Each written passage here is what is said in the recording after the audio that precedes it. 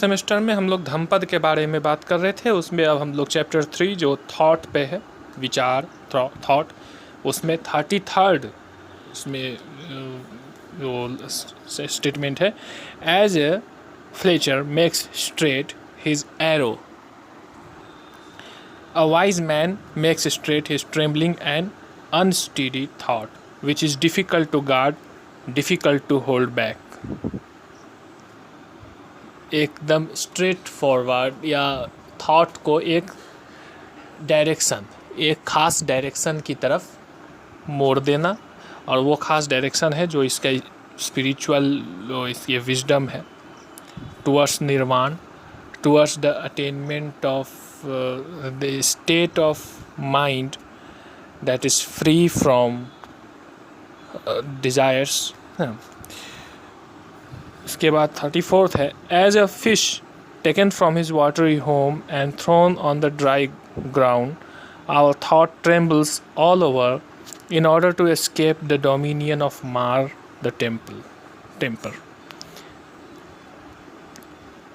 ये तुलना किया कि हमारा जो थॉट, विचार,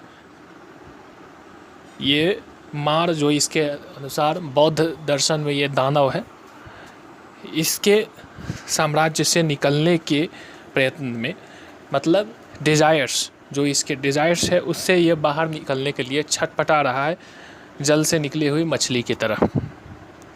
it is good to tame the mind which is difficult to hold in and flighty rushing wherever it listeth, a tamed mind brings happiness. सुख या प्रसन्नता की तलाश बाहर नहीं, अपने भीतर करें।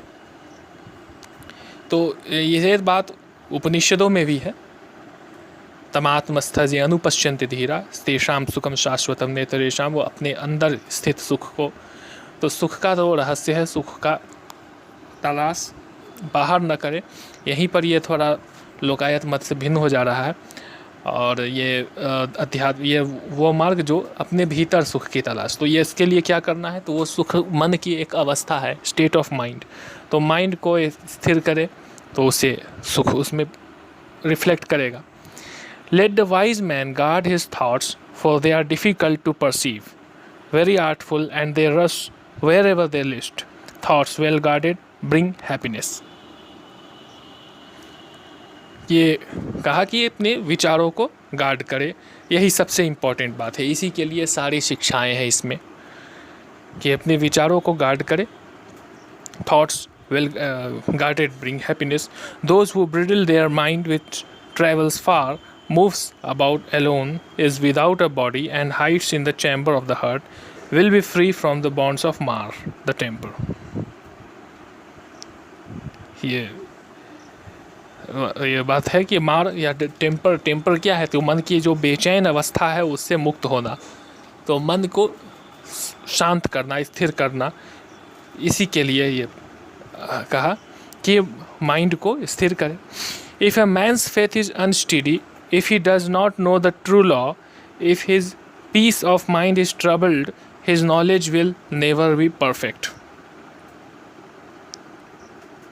तो ये कहा कि धर्म का ज्ञान, धर्म क्या है, तो कौन सा धर्म, ये जो बौद्ध धर्म का जो बुद्ध की जो शिक्षाएं हैं, इसके अनुसार जो इसमें जो सत्य धर्म या इसके जो सिद्धांत है, उस सिद्धांत का सही ज्ञान ना होने पर peace of mind is troubled, और उसका ज्ञान कभी भी परफेक्ट नहीं होगा। If a man's thoughts are not dissipated, if his mind is not perplexed, if he has ceased to think of good or evil, then there is no fear for him while he is watchful. यदि वो अपने मन पर नियंत्रण प्राप्त कर ले तो उसके लिए भय नहीं। किस बात का भय नहीं? वॉचफुल मतलब कि true witness, as a witness अपने आप को साक्षी के रूप में, साक्षी भाव से स्थिर कर ले, और वह अपने विचारों को देखे, केवल अपने अंदर के जो मन के वाइसेस है उसको देखे, उसको विटनेस करे। तो यही कहा कि ही इज़ वॉचफुल, गार्ड करे कि हाँ हम कहीं हम गलत रास्ते पर तो नहीं जा रहे, कि हमारे अंदर कोई वाइसेस किसी दोष के, किसी अवगुण के शिकार तो नहीं हो रहे हैं। जो अन्य लोगों में देखना तो सरल है, अपने अंदर देखना मुश्किल है। तो इसमें यही शिक्षा है कि अपने अंदर उसे देखें। यहाँ भी कहा ही गया है, कृपा हुई तब जानिए, दिखे जब अपने दोष। तो वही बात, knowing that this body is fragile like a jar and making his thought firm like a fortress, one should attack Mar the Temporal with the weapon of knowledge. One should watch him when conquered and should never rest. यह जानते हुए कि ये शरीर नाशवान है, नश्वर है, एक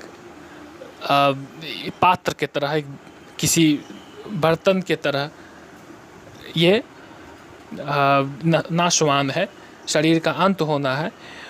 तो ये जानते हुए अपने थॉट को, अपने विचारों को सुदृढ़ करे और मार जो लस्ट है, जो दानव के रूप में, यहाँ हिंदू दर्शन में इसे कामदेव कहा है, वो देवता है, लेकिन यहाँ बौद्ध दर्शन में वही दानव है मार, जो लस्ट का ये दानव, इस पर अटैक करे। कौन से, कैसे अटैक करे? तो वेपन ऑफ नॉलेज, ज्ञान रूपी अस्त्र से, और उसके बाद उसको देखते रहे कि वो कभी वापस, वो कहीं फिर से हम पर अटैक ना कर दे। One should watch him when conquered, यदि उस पर विजय प्राप्त कर लिए उसके बाद भी उस पर दृष्टि बनाए रखे। ये भ्रम में ना रहे कि हमने उस पर विजय प्राप्त कर लिया, अब हमें निश्चिंत हो जाना चाहिए। निश्चिंत जीते जी नहीं होना है, जीवन मुक्त भी है, फिर भी वॉचफुल रहना है जब तक शरीर है, क्योंकि ये मार दानव फिर अटैक कर सकता है। Before long alas this body will lie on the earth despised without understanding like a useless log. मृत्यु से पूर्व तक इस पर वॉचफुल रहना है। Whatever a hater may do to a hater, an enemy to an enemy, wrongly directed mind will do him greater mischief. Not a mother or not a father will do so much, or not any other relatives, well directed mind will do us greater service. ये सब thoughts को नियंत्रित करने के लिए सारी बातें कही गई है कि ऐसा कहा गया है कि सबसे, व्यक्ति का सबसे बड़ा शत्रु भी मन ही बन सकता है, और सबसे बड़ा मित्र, सबसे बड़ा हितैषी भी मन ही बन सकता है। मन के विचारों को यदि हम नियंत्रित कर लेते हैं और उसे सही रास्ते पर ले जाते हैं, तो वो हमारा जितना कल्याण कर सकता है वो कोई अन्य नहीं कर सकता है। और इन्हीं विचारों को यदि गलत डायरेक्शन में ले जाते हैं तो ये जितना नुकसान कर सकता है उतना कोई अन्य नहीं कर सकता है। ये मन की शक्ति, विचार शक्ति को ऊपर ये बल दिया गया है। इसी बात को हम लोग इस चर्चा को आगे बढ़ाते रहेंगे। आज के लिए इतना ही।